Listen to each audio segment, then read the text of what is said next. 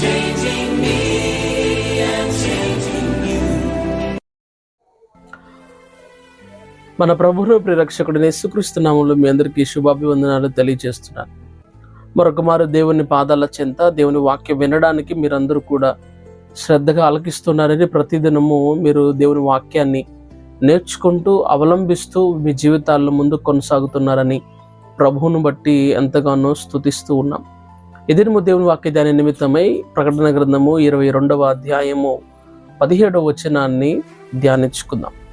పరిశుద్ధ లేఖనాల్లో వాక్యం ఈ విధముగా రాయబడి ఉన్నది. ప్రియులారా, తప్పికొనిన వానిని రానిమ్ము, ఇచ్చయించే వానిని జీవజలము ఉచితముగా పుచ్చుకొననిమ్ము అనే మాటను లేఖనంలో మనం గమనిస్తూ ఉన్నాం. వాక్యం వింటున్న నా జీవితాల్లో దేవుడు ఏం మాట్లాడుతున్నాడు అని అంటే, ఎవరైతే తప్పికొంటారో వాళ్ళని రానిమ్ము అని లేఖనం సెలవిస్తుంది. ఇచ్చయించిన వానిని, ఇష్టపడిన వానిని ఉచితముగా జీవజలమును పుచ్చుకొననిమ్ము అనే మాటను మనం గమనిస్తున్నాం.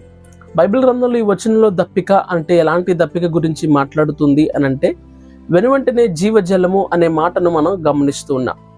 సో బైబిల్లో ఈ వచనంలో ఎటువంటి దప్పికను గురించి బైబిల్ సెలవిస్తుంది అని అంటే, జీవజలము అనబడిన అంశము గురించి, లేదా జీవజలమునకు సంబంధించిన దప్పికను గురించి లేఖనంలో మనం గమనిస్తూ ఉన్నాం. ప్రియులారా, ఉచితముగా పుచ్చుకొననిమ్ము.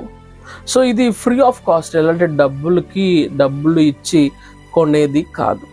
చరిత్రలో చాలా సందర్భాల్లో అనేకమైన విషయాల్లో, మత సంబంధమైన విషయాల్లో, మనిషిగా మార్చే విషయాల్లో మనీని యాడ్ చేసి డబ్బును దానికి జతపరచడం ద్వారా కొంత వెల, కొంత రుసుము, కొంత డబ్బు అనే దానిని కొంతమంది అనేకులు మిక్స్ చేయడాన్ని బట్టి అనేక సందర్భాల్లో దేవుని మీద నమ్మకాన్ని కోల్పోయిన వారు చాలామంది ఉన్నారు.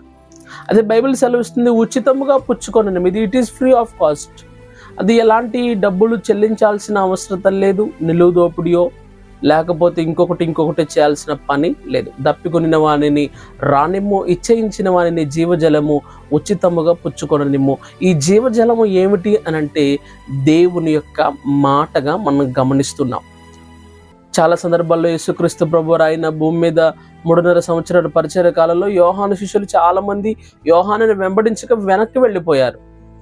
అటువంటి సందర్భంలో యేసుక్రీస్తు ప్రభు వారు కూడా తన శిష్యులను ఉద్దేశించి, మీరు కూడా అలా వెళ్తారన్నప్పుడు పేతురు ఏమన్నాడు అంటే, అయ్యా, మేము ఎక్కడికి వెళతాం?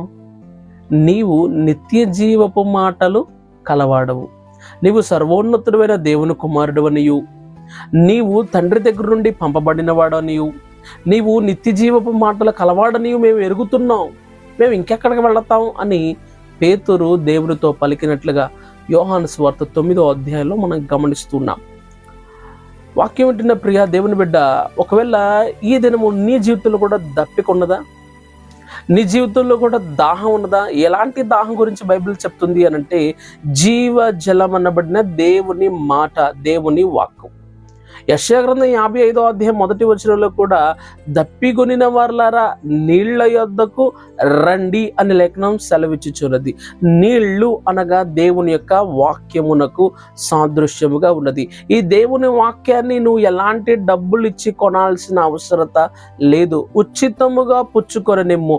దేవుడు మనిషికి ఏదైనా ఇవ్వాలి అనుకుంటే అది దేవుడు ఉచితంగానే ఇస్తాడు, కానీ దానికి వెల అంటూ దేనిని నిర్ణయించడు. ఎందుకంటే ఆయన తన బిడ్డల కొరకు వెల ఒక్కసారిగా చెల్లించి ఉన్నాడు. సిలువలో తన ప్రాణాన్ని క్రయధనముగా, క్రయము అనంటే it's a type of business, క్రయ విక్రయము. సో దేవుడు మన కొరకు వెల చెల్లించేశాడు. ఇంకా మరలా వెల చెల్లించాల్సిన అవసరం లేదు.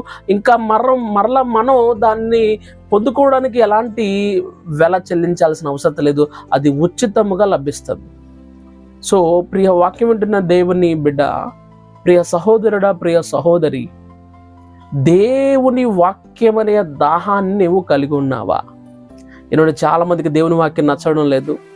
చాలామంది దేవుని వాక్యాన్ని ఆశ్రయించడం లేదు. దేవుని వాక్యాన్ని, నిజమైన దేవుని మాటలను వెతకలేని అంధత్వాన్ని చాలామంది కలిగి ఉన్నారు.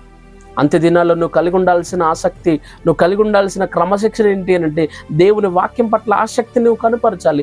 ఇచ్చయించువాని అనగా ఇష్టపడేవాడిని, అనగా కోరుకునేవారు ఏం కోరుకోవాలి, ఏమి ఇష్టపడాలి అంటే దేవుని మాటని ఇష్టపడాలి.